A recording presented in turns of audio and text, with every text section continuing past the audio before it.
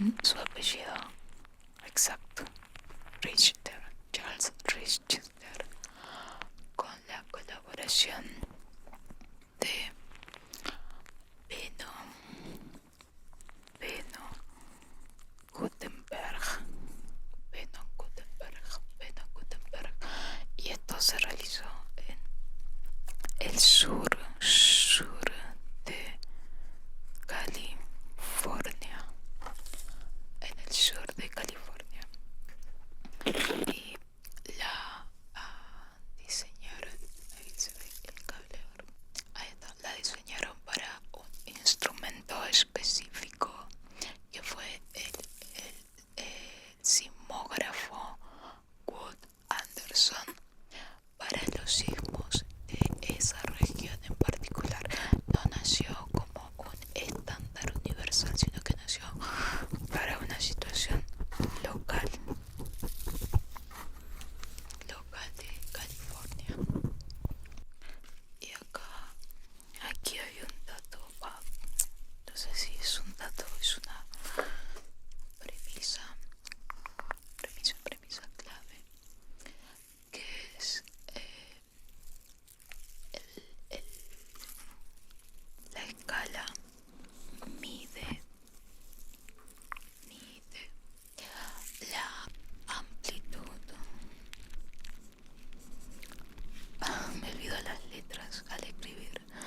Amplitud máxima de las ondas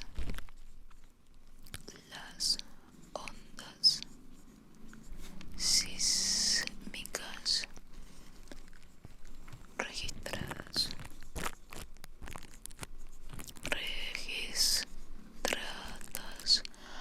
y las están ajustadas por la distancia al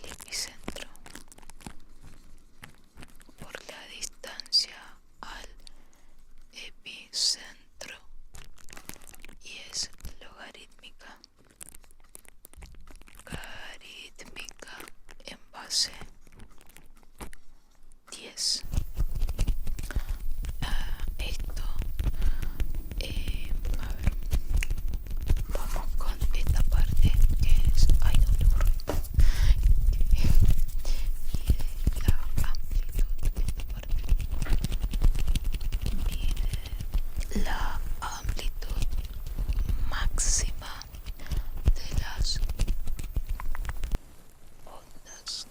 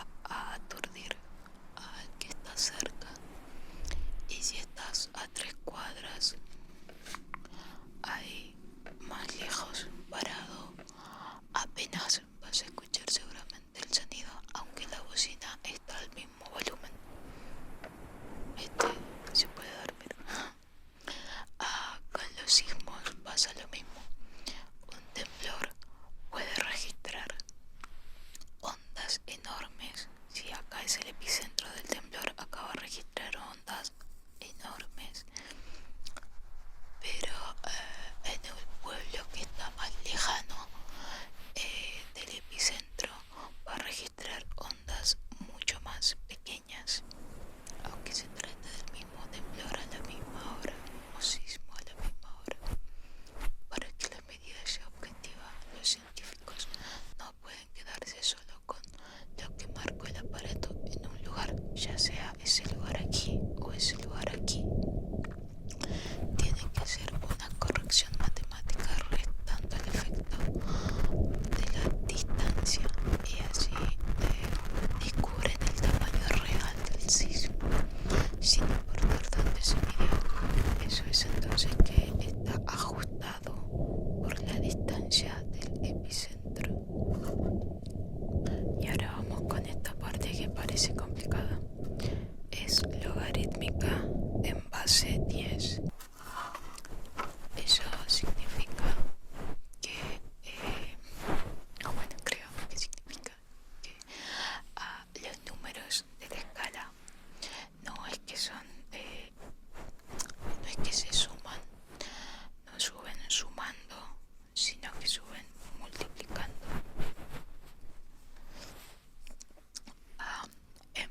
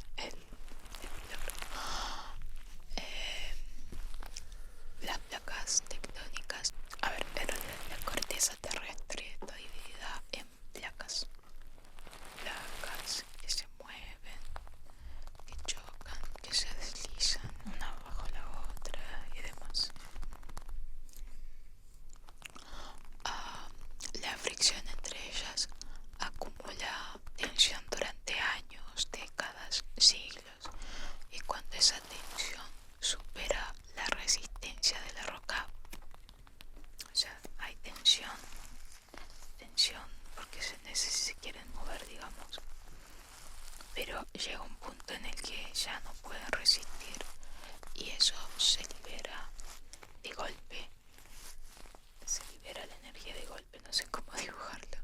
Eso es esa ruptura, ese choque es el sismo, que es como si esto fuera una placa tectónica.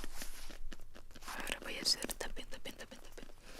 Fuera una placa tectónica y mantengo acá un punto fijo porque aquí choca con otra placa, pero la energía empieza a acumular y se acumula y se acumula, entonces la placa como que se arquea y bueno, hace exactamente eso.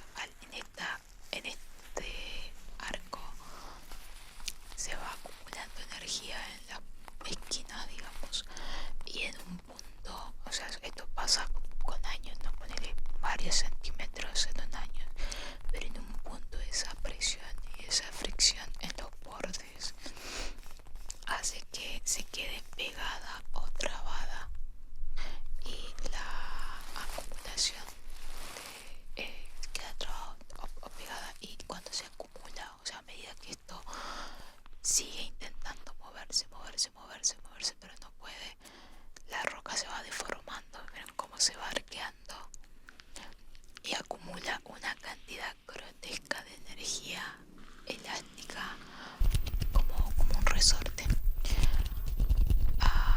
que se va estirando y se estira al máximo. Durante décadas ocurre esto y llega en un punto en el que la roca ya no resiste la presión y ¡pum!, se rompe o se desliza de golpe, o se rompe, o acá está la otra placa tectónica que es mi mano y ¡pum!, se desliza de golpe. Al menos yo lo entendí así, ustedes pueden corregirme. Y ese latigazo repentino, ese latigazo es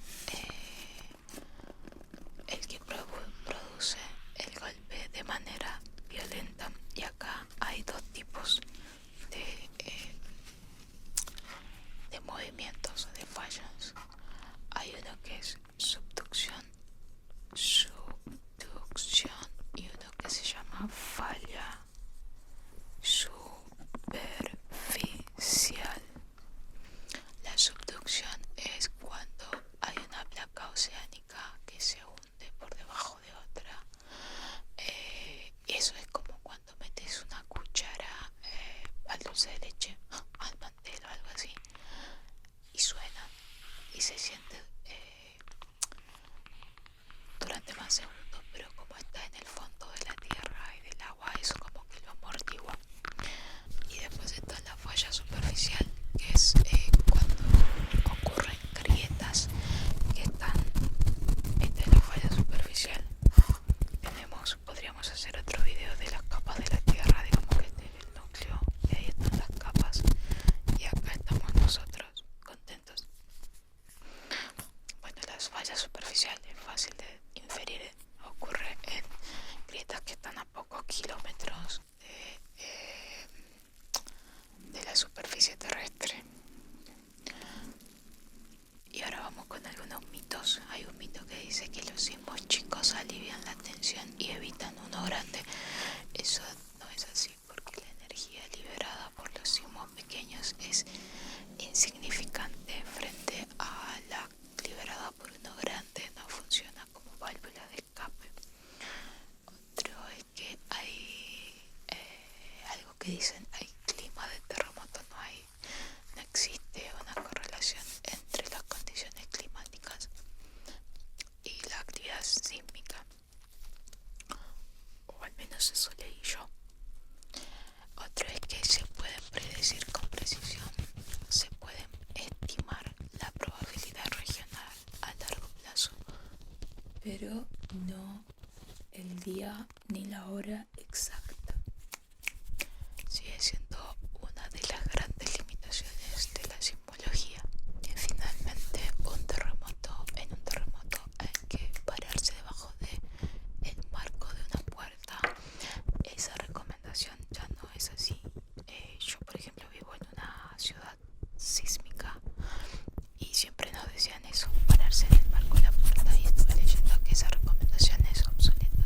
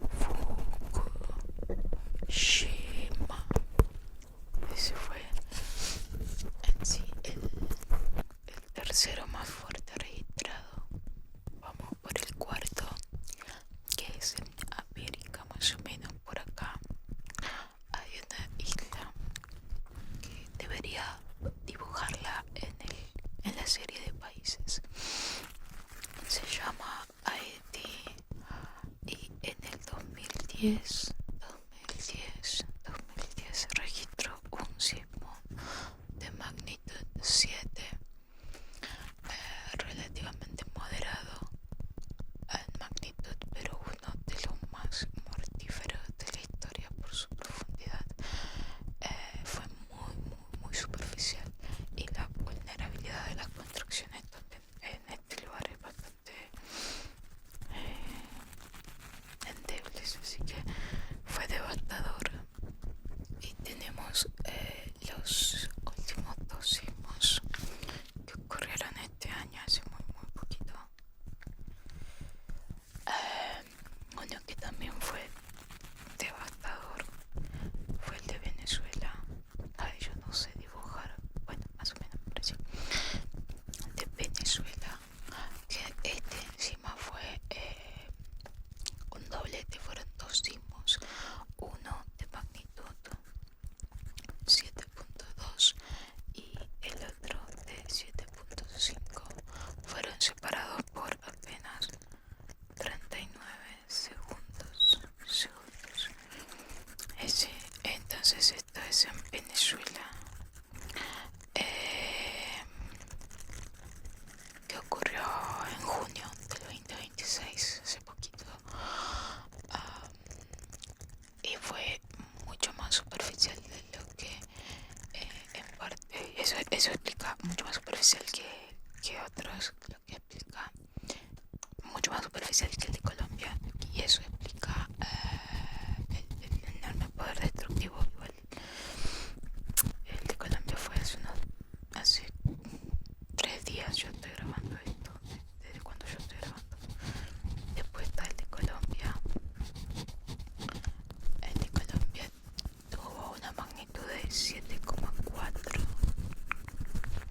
Este es Venezuela, y esto ocurrió el junio del 2026, y el de Colombia ocurrió en agosto del 2026. Y la magnitud del de Colombia fue 7,4, y fue por una subducción, que es el término que habíamos visto cuando es profundo. O sea, el de Colombia fue por una subducción y el de Venezuela fue una falla superficial. El de Colombia fue la subducción de la placa de Nazca, que está bajo Sudamérica, a más de 100 kilómetros de profundidad. Eran los que tienen como amortiguación. Así que ya con esto vamos cerrando el video. Me gustó mucho hacerlo, me gusta aprender, y si ustedes se suman a algún dato es fantástico. Y si de paso se relajan, mejor aún. Voy a tratar de ponerle back sounds a este video.